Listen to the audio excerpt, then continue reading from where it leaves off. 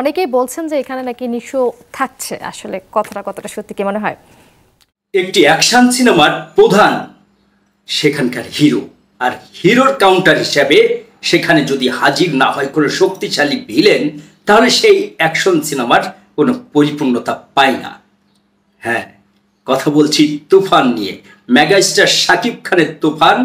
সেখানে বিভিন্ন ক্যামিও ছোট ছোট ভিলেন চরিত্রে অভিনয় করছেন শহীদুজ্জামান সেলিম, একে আজাদ সেতু, আছে মিশা সওদাগর এবং একটি বিশেষ চরিত্রে চঞ্চল চৌধুরী। কিন্তু এই সিনেমার মেইন ভিলেনের নাম এখন পর্যন্ত পরিচালক বা প্রযোজনা সংস্থা থেকে কেউ প্রকাশ করেনি। তাহলে কে কে এই সিনেমার মেন ভিলেন? তুফানের মেন ভিলেনটা কে? কেন কেন এত রহস্য? কেন এত রহস্য জালে আটকে রাখছে বিভিন্ন দর্শকদের? সেটি সবচেয়ে বড় প্রশ্ন। ইতিমধ্যে সমস্ত আর্টিস্টের নাম প্রায় প্রকাশ করেছে, শুধু কে হচ্ছে শাকিব খানের সঙ্গে শেয়ানে টক্কর দেবে কে? কে সেই অভিনেতা? কে সে ভিলেন? এটি একটি রহস্য। এখন পর্যন্ত কোনো দর্শক কিংবা কোনো সাংবাদিক, কোনো ইউটিউবার খুঁজে বের করতে পারেননি। কেন পারেননি? কেন এত রহস্য করছেন এইসব প্রযোজনা সংস্থা এবং পরিচালক? কেউ বলছেন না, সবাই মুখে কুলু পেটে আছেন।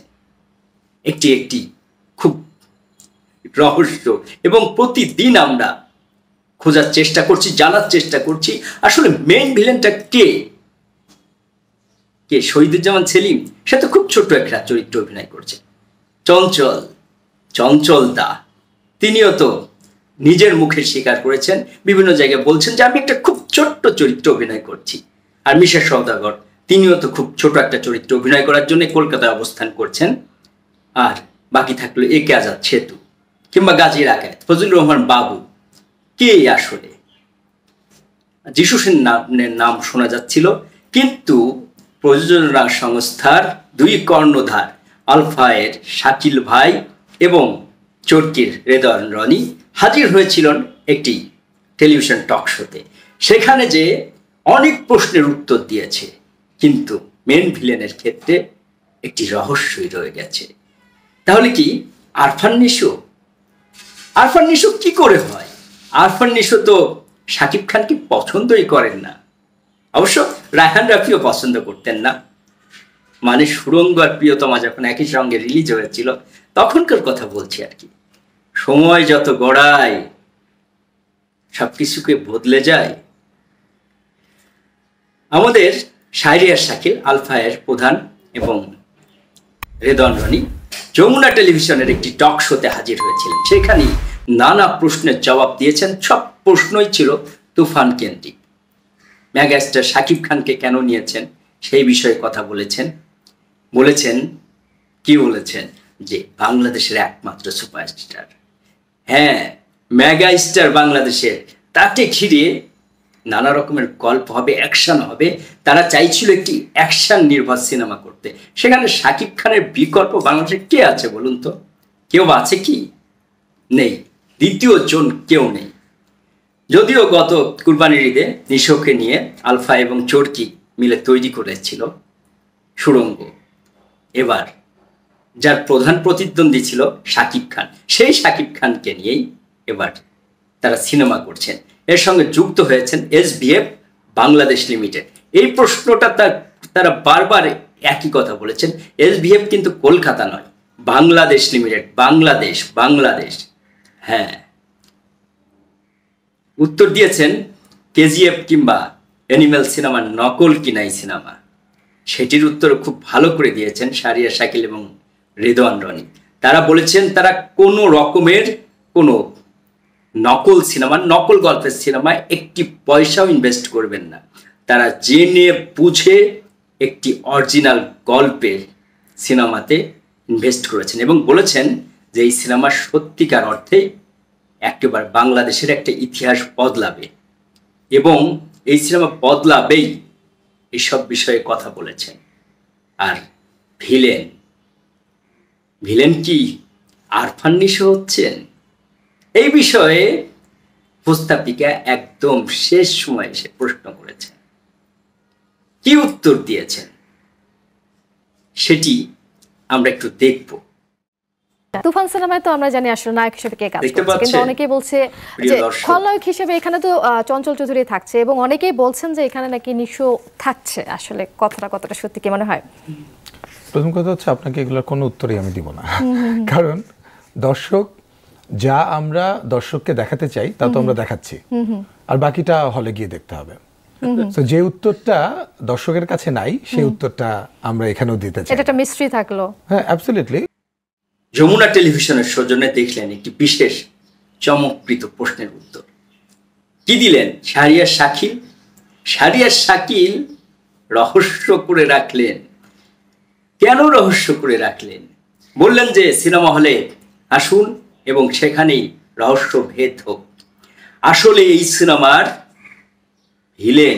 মেইন ভিলেন কাস্টিং হয়েছে আরফান নিশো।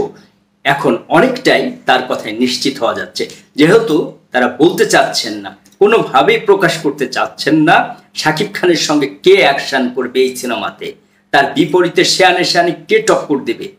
এটা বলিউডে কিন্তু সচরাচর আমরা দেখতে পাচ্ছি। যেমন কিছুদিন আগে দেখতে পেলাম শাহরুখ খানের পাঠানে, জওয়ানে একজন জন আব্রাহাম তার সঙ্গে অ্যাকশন করলেন জওয়ানে, আর পাঠানে এসে তার সঙ্গে অ্যাকশন করলেন মালায়ালাম সিনেমার সুপারস্টার হিরো বিজয় সেতুপতি। দারুণ একজন অ্যাক্টর। তার 96 সিনেমা দেখে তার অভিনয় প্রেমে পড়ে গিয়েছিলাম। সেই বিজয় সেতুপতি এসে শাহরুখ খানের সঙ্গে শেয়ানে অ্যাকশন করলেন পাঠানে। আর আমাদের আরফান নিশো যদি হয়, আরফান নিশো একজন সত্যিকারের অর্থেই খুব ভালো অভিনেতা, যেহেতু সে হুমায়ুন ফরিদি বাংলাদেশের কিংবদন্তি অভিনেতা, যার নাম করলেই 1 থেকে 10 যদি সিরিয়াল করা হয় সেরার স্থানেই থাকবে হুমায়ুন ফরিদি। সেই হুমায়ুন ফরিদিকে অনেকটাই অনুকরণ করেন এই আরফান নিশো। তিনি নানা রকম চরিত্রে ভ্রমণ করতে পছন্দ করেন। আমার যা মনে হচ্ছে শাহরিয়ার শাকিলের এই প্রশ্নের উত্তর শুনে সেটি মনে হচ্ছে এখানে ভিলেন হিসেবে আবির্ভূত হবেন আরফান নিশো, যেটি একটি সাকিবিয়ানদের জন্য না, শুধু পুরো বাংলা সিনেমার জন্যে একটি চমক থাকবে। এই যে চঞ্চল চৌধুরী এখানে অভিনয় করবেন, আমরা কি কেউ ভেবেছিলাম? কিন্তু সেটি করে দেখিয়েছেন আলফাই চরকি এবং এসবিএফ বাংলাদেশ লিমিটেড। আমার যেমন হচ্ছে, প্রিয় দর্শক, প্রিয় সাকিবিয়ানরা, আপনারা যারা এতক্ষণ দেখছিলেন, আপনাদের কি মনে হচ্ছে এই শাহরিয়ার শাকিলের উত্তর শুনে? আমার মনে হচ্ছে যে এখানে আরফান নিশোকেই কাস্টিং করেছে এবং খুব সিকিউরিটির মধ্যে রেখেছে সেটি। এবং আমার মনে হচ্ছে এই সিনেমা একটি দারুণ চমক, একটি ধামাকা চমক নিয়ে মেগাস্টার শাকিব খানের তুফান আসবে এই কুরবানি ঈদে। একদিকে যেমন আরফান নিশোর ভক্ত, চঞ্চল চৌধুরীর ভক্ত, মিমি চক্রবর্তীর ভক্ত, নাবিলার ভক্ত আছে, শহীদুজ্জামান সেলিম আছে, ফজলুর রহমান বাবু আছে, প্রত্যেকেই একেবারে দারুণ আর্টিস্ট। প্রত্যেকের নাম বলছেন প্রযোজনা সংস্থা, শুধু রহস্য করে রাখলেন ভিলেন। কিন্তু শাহরিয়ার শাকিলের কথা অনেকটাই নিশ্চিত হয়ে গেছে, এখানে আরফান নিশোই মেইন ভিলেন কাস্টিং হয়েছেন, এবং যেটি খুব একেবারে নিরাপত্তার সঙ্গে গোপন করা হচ্ছে। প্রিয় দর্শক, এতক্ষণ যারা সঙ্গে ছিলেন, আপনারা বলুন এই সিনেমাতে কে মেইন ভিলেন, যিশু সেনগুপ্ত নাকি আরফান নিশো? প্রশ্ন আপনাদের কাছে। কমেন্টস করতে পারেন, জানাতে পারেন সাকিবের সঙ্গে কে তুফান তুলতে আসবে, অ্যাকশন করতে আসবে। তার জন্য আমরা অপেক্ষা করব। দেশ এবং প্রবাস থেকে যে সমস্ত দর্শক আজকের পর্বের সঙ্গে যুক্ত হয়েছিলেন, সবার সুস্বাস্থ্য কামনা করি। সবাই ভালো থাকবেন, সুস্থ থাকবেন এবং নিরাপদে থাকবেন। আল্লাহ হাফেজ।